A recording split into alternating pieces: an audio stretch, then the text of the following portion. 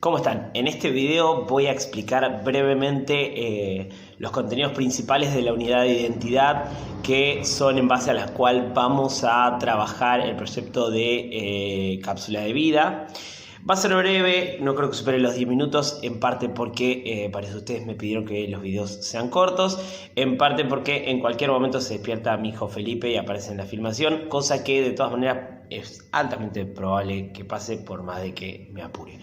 Bien, partimos del concepto de identidad. ¿Por qué identidad? Porque identidad de alguna manera resume o los tres conceptos que son parte del nombre de la materia, la comunicación, la cultura y la sociedad, terminan influyendo sobre la identidad de las personas que utilizan esos medios de comunicación y esas formas de comunicación que son parte de la cultura y que son parte de una determinada sociedad. ¿Sí? De alguna manera, pertenecer a una sociedad, ser parte de una cultura, forman parte de la identidad de una persona. Pero, ¿qué es una identidad? Empecemos por ahí. La identidad es el conjunto de rasgos que definen quién es una persona y que al mismo tiempo que hacen que alguien sea quien es, hacen que no sea quien no es. Explicamos esto. Lo primero que define la identidad de una persona es su nombre, es la edad que tiene, es dónde vive, es, si se quiere, también el número de documento que tiene. Y después hay una serie de características que van definiendo quién es esa persona, ¿sí? Hay una serie de atributos físicos que permiten identificar a una persona, pero después hay una serie de atributos también que tienen que ver con la personalidad de esa persona. Cómo es alegre, es tímido, es extrovertido, es canchero. Hay ciertas cuestiones que me permiten a mí identificar a una persona. Si yo tengo que describir, por ejemplo, a un familiar mío, puedo describir cómo se llama, cuántos años tiene, puedo pifiarle por un poquito, pero más o menos sé cuántos años tiene, si tiene hijos, si no tiene hijos, cómo es su estado de ánimo por lo general, qué cosas son parte de su personalidad, cómo se muestra al mundo.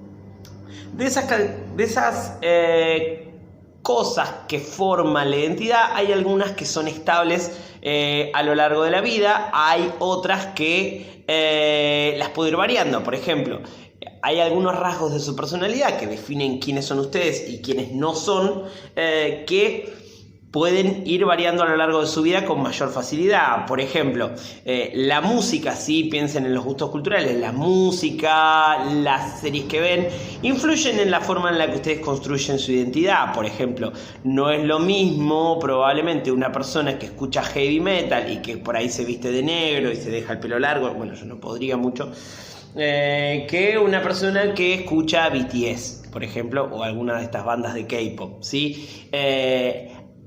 Ese gusto musical va a influir en la forma en la que cada uno construye su identidad, en cómo se viste a veces, en las cosas que mira en Instagram o en Wattpad. Hay otras cuestiones que van a ser más rígidas. ¿Por qué digo que son más rígidas? Porque probablemente el gusto musical de una persona va a cambiar varias veces a lo largo de su vida. Quizás su identidad sexual no, quizás no cambie nunca o cambie solo una vez. Quizás su nombre no, quizás tenga un nombre y mantenga ese nombre rígido a lo largo de su vida, a no ser que decida cambiarlo en el registro civil, pero por lo general no ocurre. Pueden ir cambiando sobrenombres con los cuales los conozca la gente, pero es algo que divide entonces características que no van a cambiar o que casi no cambian, que son parte de la identidad, de características que cambian con más facilidad. Ahora bien, de la misma manera que la identidad es un conjunto de rasgos que nos identifica y que al mismo tiempo nos diferencia de otras personas, también existe lo que llamamos identidades colectivas. La identidad colectiva es el conjunto de rasgos que define a un grupo, ya no a una persona, y que al mismo tiempo lo diferencia de otros, ¿sí? Hay que entender que una cosa es un conjunto de gente y otra cosa es una identidad colectiva. Por ejemplo,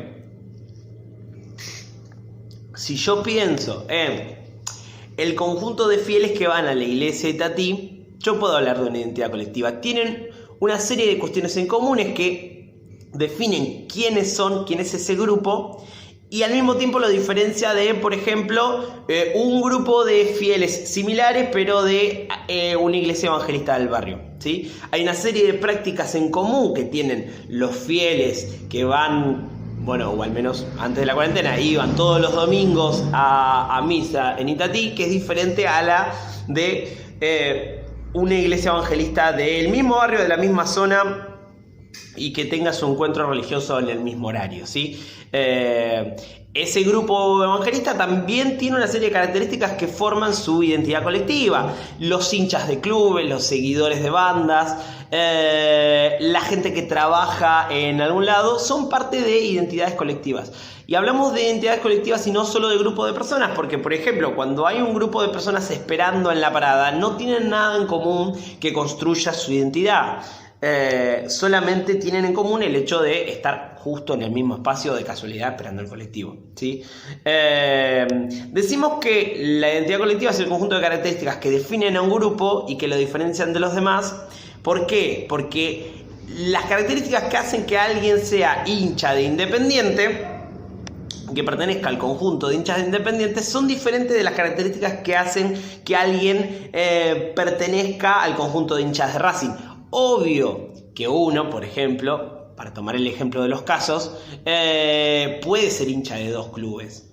Es raro, pero puede ocurrir. Hay gente que es hincha de dos clubes. Ahora, ser hincha de un club contiene una serie de características que hace que te prohíba ser hincha de otros clubes en específico. Si alguien que es hincha de River puede ser hincha de Barcelona, puede ser hincha del Santo de Brasil, incluso puede ser hincha de, no sé, de Estudiantes de La Plata, de Gimnasia, de lo que sea, pero como hincha de River no puede ser hincha de Boca, y en el caso de ser hincha de Boca, de la misma manera, ¿sí? Entonces, identidad, conjunto de características que definen a una persona y la diferencian de otras, hacen que este sea el profesor Lagruta y no el preceptor Emiliano Trejo, por ejemplo, y la identidad colectiva funciona de la misma manera, pero hablando ya de grupos y no de personas.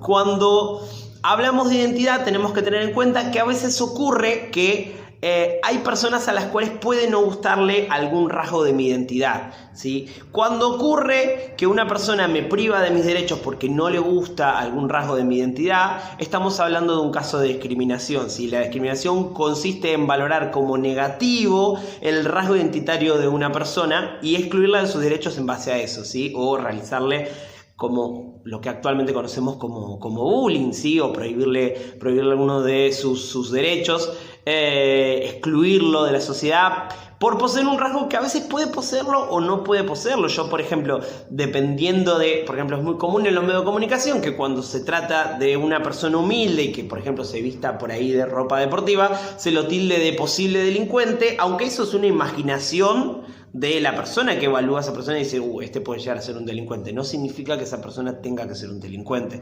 Es un caso de discriminación. Siempre que estamos ante un caso de discriminación va a aparecer el concepto de estigma.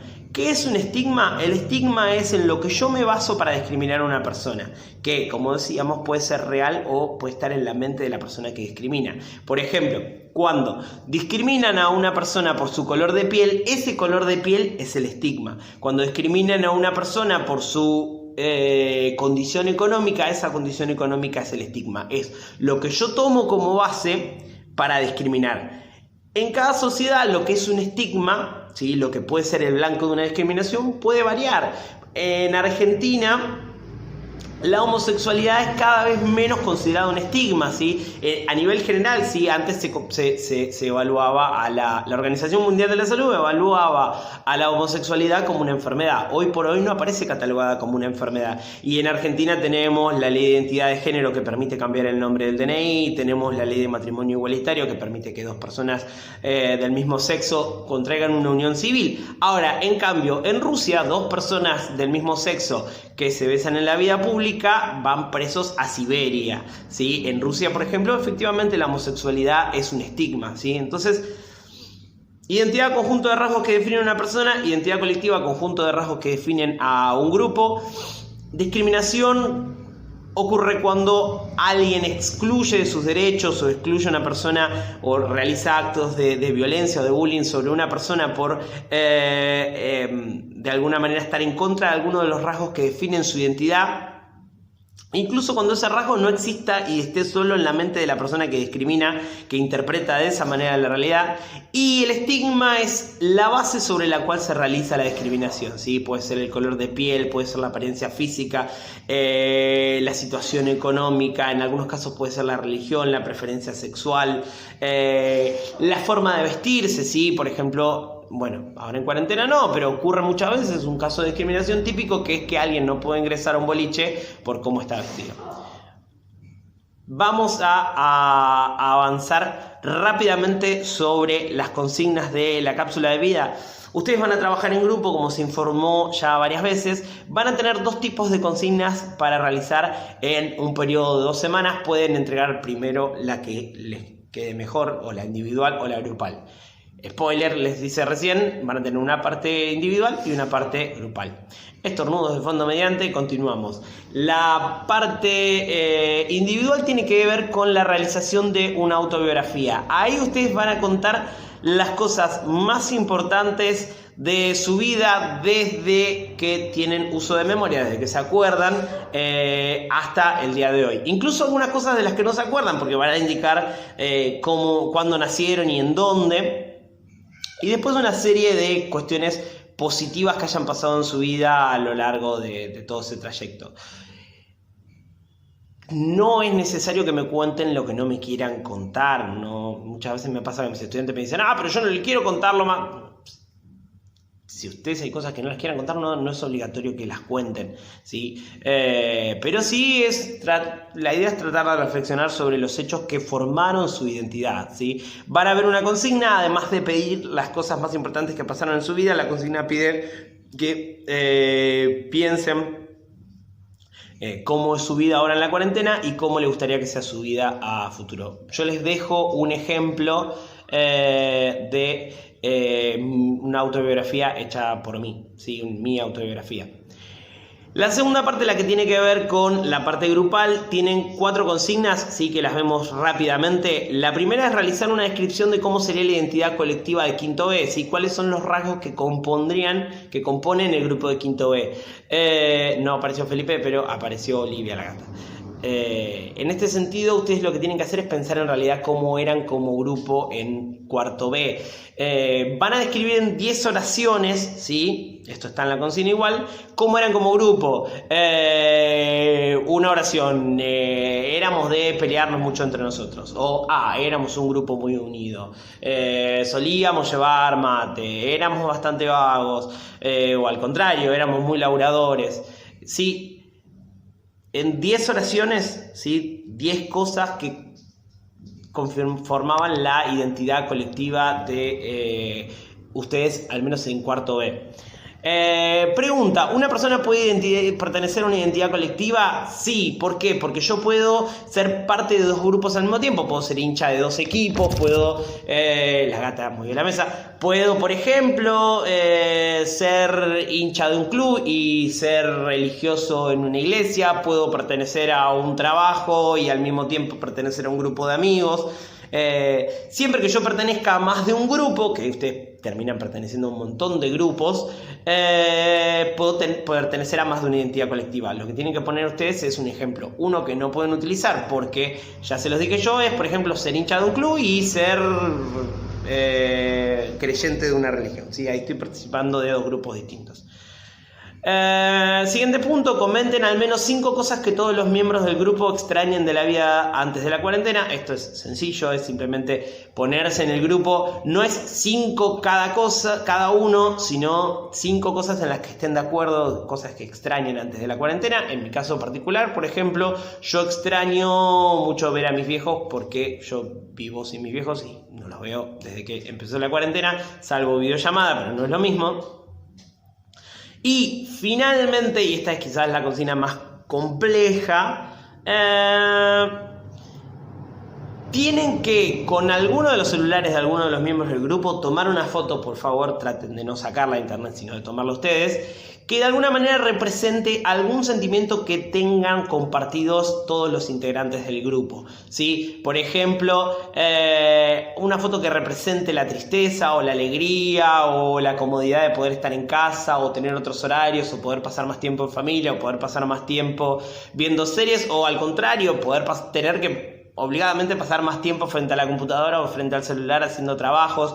La ansiedad, lo que ustedes sientan, traten de representarlo en una sola foto y además mandar una pequeña explicación de qué representa esa foto.